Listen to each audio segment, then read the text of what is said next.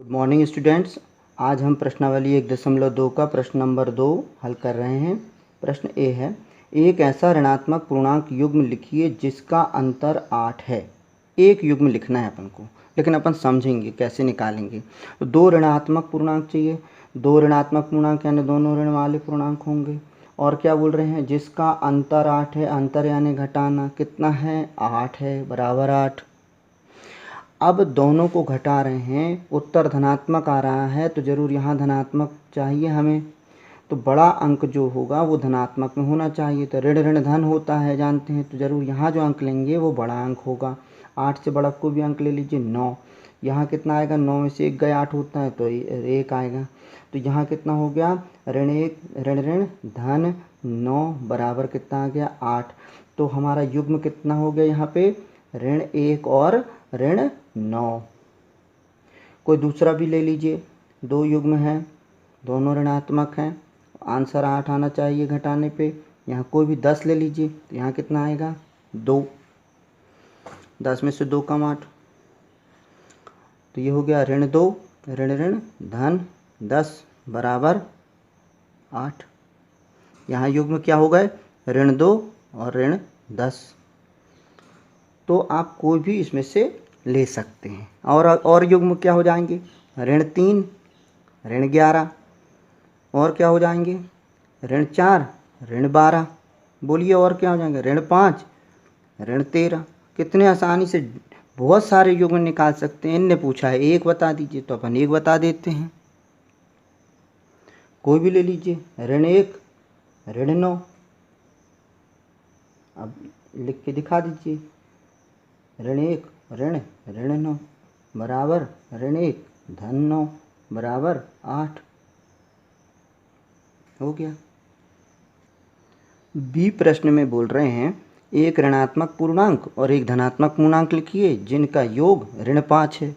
चलिए लिखिए, एक ऋणात्मक पूर्णांक यानी कैसा पूर्णांक है, ऋणात्मक है, और एक धनात्मक पूर्णांक है, ठीक। और उन जिनका योग कितना है, ऋण 5 है। अब क्या करेंगे, अब जरूर ऋण 5 है, ऋणात्मक है, तो जो ऋणात्मक यहाँ संख्या होगी बड़ी कौन सी होनी चाहिए, ऋणात्मक, क्योंकि उत्तर किस में आ रहा है, ऋणात्मक आ रहा है।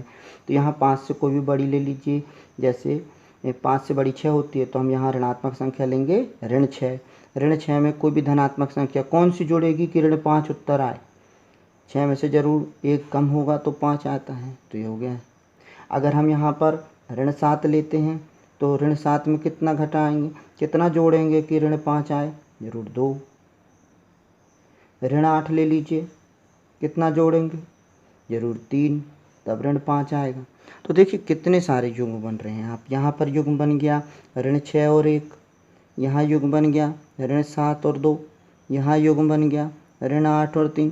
कितने चाहिए, उनको तो एक चाहिए।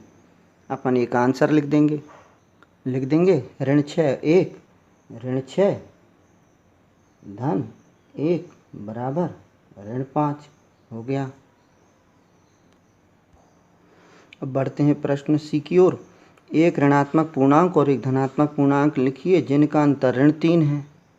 अब एक ऋणात्मक पूर्णांक, ठीक, एक ऋणात्मक पूर्णांक, एक धनात्मक पूर्णांक, ठीक, जिनका अंतर यानी घटाना कितना है, ऋण 3 है। अब ध्यान दीजिए, यहाँ जब ऋण चाहिए अब और यहाँ ऋण आ रहा है, ऋण ऋण धन होता है, दोनों ही जुड़ जाएंगे, उत्तर तो ऋण में ही आएगा।